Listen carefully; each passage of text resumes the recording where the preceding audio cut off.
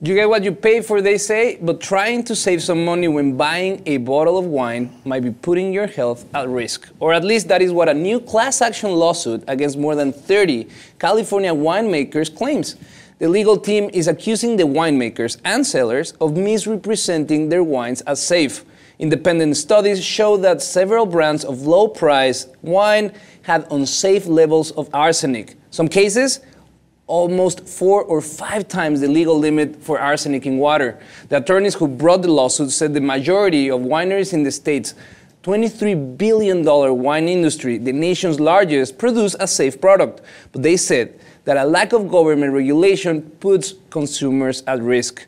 And I quote, "There is more regulation in the caramel corn industry in the United States than in the wine industry, as surprising and as that is," Attorney Brian Kabatek told a news conference.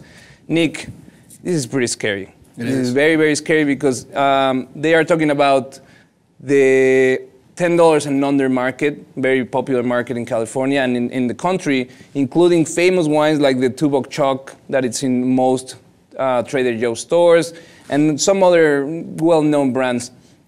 Kevin Hicks, it's a veteran of the wine industry, and he owns Beverage Grades, that it's a Denver lab that analyzes the quality of wine. And his thought process is that there is very, very federal labeling requirement in the wine industry. So winemakers are not forced to reveal in the labels what is actually on the wine. So he went ahead and did his own research.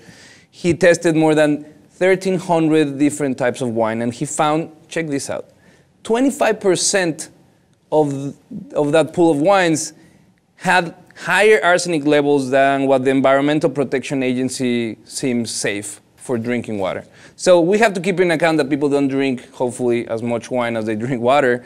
But if you drink consistently for 5-6 years, one of these wines, one glass of wine a day, you put yourself at risk for at least developing cancer related to arsenic consumption, which is very scary that there's no regulations to know what are you drinking in your wine. There's a guy in Leeds right now who's in the hospital suffering from arsenic poisoning because he bought some Viagra knockoff pills online that were deemed like herbal remedies. They weren't like chemicals. They were like the healthy alternative to that.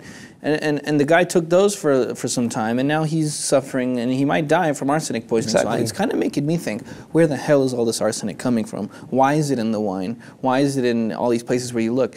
That guy, he said that it's a lack of regulation. It's right? a lack of regulation. What's sad is you can't trust humans and think that they are going to care about other humans who are buying their products, and they're just going to put whatever the hell they want in the wine.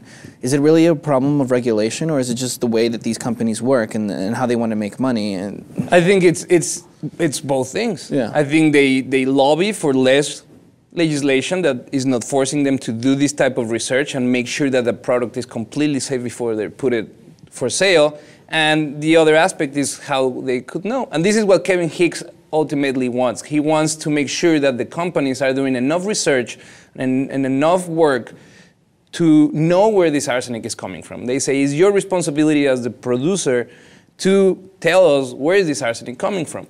Not only that, the important thing here is that we need to be aware of the poor labeling practices all across the board in food products here in the United States. We are seeing right now how there's very strong lobbying from companies to prevent us to knowing of any added sugar in our products. They're fighting it hard because then we'll know how much they're trying to hook us up with sugar and get us addicted to their products through artificial. So we're seeing that the labeling is a big issue that is going to hurt, obviously it's going to hurt the producers of crappy products, but it's going to keep us healthy, which at the long term, it doesn't seem that right now it's a priority for those who make the shots.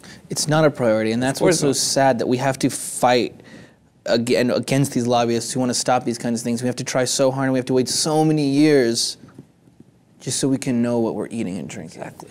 And that is so sad. And that goes for every major company. These companies producing these GMOs, even wine companies, if we're talking, you know, Coca-Cola coming out and paying people to say that it's healthy when it's not really healthy. And it's just like, it is so damn sad that that is the kind of place that this society has fallen to. That's where we're at right now, where we're just getting lied to and fed bullshit, and nobody wants to tell us what we're actually eating because they don't want to lose money. No, because it's all about the corporations. Yeah. Corporations are above humans in this country today. Hopefully it's going to change, but we want to know your opinion.